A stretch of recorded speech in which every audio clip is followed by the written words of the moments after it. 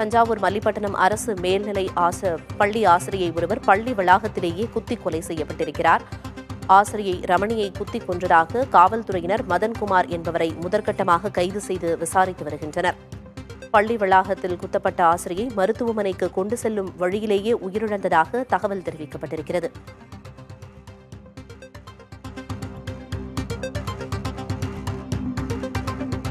இது தொடர்பான விவரங்களை வழங்குவதற்காக செய்தியாளர் ராஜா இணைப்பில் இருக்கிறார். ராஜா, முதற்கட்ட தகவல்கள் என்ன நடந்துச்சுன்னு குறிப்பிடுங்க. அதாவது பட்டுக்குடை அருகே உள்ள மல்லிப்பட்டினம் அரசு மேல்நிலைப் பள்ளியில் 11ஆம் வகுப்பு தமிழ் பாடம் எடுக்கும் ஆசிரியராக பணியாற்றி வந்தவர் ரமணி. இவர் சின்னமணி கிராமத்தை சேர்ந்தவர். அதே கிராமத்தை சேர்ந்த மதன்குமார் என்பவர் இவரை ஒருதலைபட்சமாக காதலித்து வந்துள்ளதாக கூறப்படுகிறது.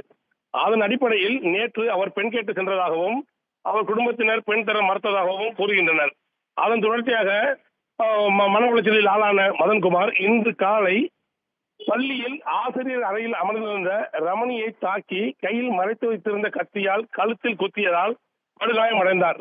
அதனைத் தொடர்ந்து அங்கிருந்த மாணவர்கள் மற்றும் ஆசிரியர்கள் உடனடியாக ஆம்புலன்ஸில் ஏற்றி பட்டுக்கோட்டை அரசு மருத்துவமனைக்கு கொண்டு செல்லும் வழியில் அவர் உயிரிழந்தார்.